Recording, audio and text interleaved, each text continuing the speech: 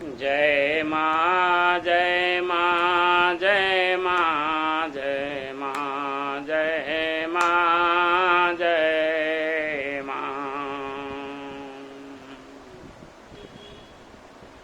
जो अपने अवगुण सब काहूँ, बाढ़ई कथा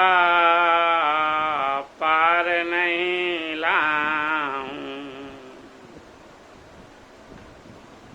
आगे बाबा कहते हैं कि हम इतने अवगुणी हैं, अगर हम अपने सभी अवगुणों का विस्तार करूं, वर्णन करूं तो बहुत बड़ी कथा हो जाएगी। जो अपने अवगुण सब कहाँ हूँ, बाढ़ई कथा पार नहीं लाऊं। ताते मैं कछु अल्प बखाने, इसलिए हमने अपने अवगुणों का बखान कुछ थोड़े में ही किया है, कम किया। ताते मैं कछु अल्प बखाने, थोड़े ही मोह जानी है सयाने। अच्छा, बाबा कितना अपने को अवगुणी बताते हैं। जब अवगुण कोई रहता ही नहीं है, रही न जाए, इसलिए कहते हैं कि भाई देखो, इतने अवगुणी जो लोग संसार में हैं, उनसे सबसे बड़ा मैं अवगुणी हूँ। तो सारे अवगुण अपने में हैं। यानी कि जब दूसरे में के अवगुणों को भी वो अपने में ही अवगुण देख रहे हैं, तो कितने समतावान है, समत्व बुद्धि वाले हैं। सोच लो, समत्व बुद्धि वाला ये सोच सकता है। जो प्रभु की शरण वाले लोग हैं वही सोच सकते हैं कि भैया हम आपसे ज्यादा अवगुणी हैं। कि जो अपने अवगुण सब कहाँ हूँ, बाढ़ई कथा पार नहीं लाऊं। और ताते मैं अति अल्प बखाने, थोड़े मोह जानी है सयाने। और जो बुद्धिमान है, संत हैं, सज्जन लोग हैं, वो इसमें बड़ी गंभीरता से लेते हैं, गंभीरता से समझते हैं कि वो जो यानी ज्ञान को अज्ञान बता रहे हैं, अज्ञानी यानी अवगुणी हैं, और हैं वो सबसे गुणवान बुद्धिमान। जो भगवान के चरित्र का गान करे, उससे बड़ा गुणवान कौन हो सकता है। जो जिसको प्रभु की शरण मिल जाए। हनुमान जी स्वयं आकर के कविता लिखें बाबा तुलसी की, तो इससे बड़ी कृपा और किसकी होगी। वो प्रभु ही हैं, समझो। वो दूसरे प्रभु हैं। प्रभु कहते हैं हम अपने सेवक को, जो हमारी शरण आता है, उसको अपने जैसा बना देते हैं।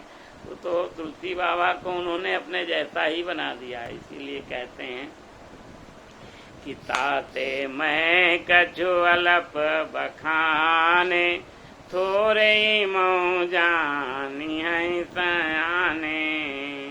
और यहाँ तो लोग अवगुणों को छिपाते घूमते हैं कि कोई जाने ना है। और बाबा क्या कहते हैं? कहते हैं सभी जितने लोग अवगुणी हैं संसार के, उन सबसे ज्यादा मैं अवगुणी।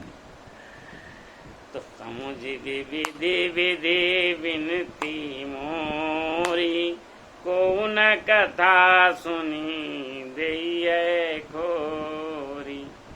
लेकिन हमने इतनी विनती की है, अवगुणी लोगों को की भी की है, संतों की भी की है, और संत लोगों के भी, सज्जनों की भी की है, सबकी की है। तो सब कृपा करेंगे तो समुझी। हाँ, तो जब कृपा करेंगे तो समुझी विधि विधि विनती मोरी, विविध प्रकार से जो हमने विनती की है, जब वो समझेंगे तो कौन कथा सुनी देई है खोरी, तो कोई जो है कथा सुन के जो है दोष नहीं देगा, कथा में आनंद लेगा। और यदि नहीं लेगा, कौन नहीं सुनेगा, कौन आनंद नहीं लेगा? मान लो नहीं लेता कोई, तो क्या होगा, कैसे होंगे वो लोग? और त्यो पर करी हैं जे शंका, अगर इतने पर भी कि मैं सबसे बड़ा अवगुणी हूँ और मैंने बड़ी विनती की है, तो सज्जन लोग सुनेंगे तो जरूर, तभी सुनेंगे।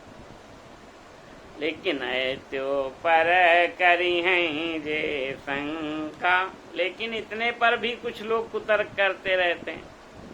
बहुत लोग कुतर्क निकाला करते कि इस चौपाई में ऐसा है, इस चौपाई में ऐसा है।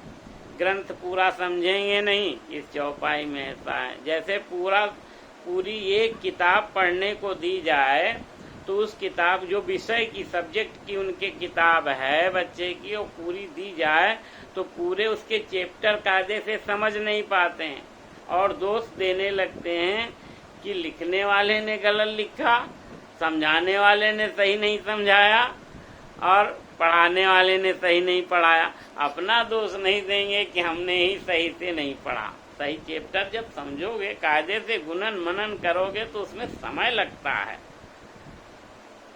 और जब समय से कायदे से समझोगे तब तो समझ में आएगी।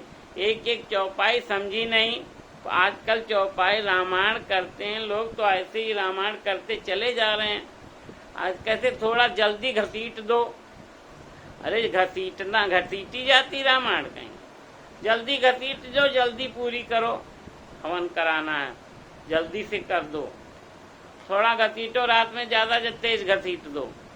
अरे घसीटने की चीज है, जब एक चौपाई का अर्थ समझे नहीं तो कैसे उसका फल प्राप्त हो आपको? एक चौपाई का, एक चौपाई का रहस्य समझ में आ जाए, दिमाग में आ जाए, तो स्वर्ग प्राप्त हो जाता है। आवे तो समझो, तो समझ में आवे तो बताओ भाई समझ में आया। समझना ही नहीं चाहते हैं, कायदे से समझिए, जानिए तो समझिए तो कायदे से तब समझ में आएगा। तो समुझी विधि विधि विनती मोरी, को न कथा सुनी दिए खोरी, अवै तो पर करी हैं जे शंका। और इतने पर भी जो कुतर्क करेंगे, शंका करेंगे, तो कहने लगे हमारी बुद्धि तो कंगाल और मन कंगाल है ही है, लेकिन उनका मन और बुद्धि हमसे भी ज्यादा कंगाल है। तो पर करी हैं जे शंका, मोहिते अधिक ते जड़मती रंका। जय सिया राम, जय जय सिया राम, जय राम जय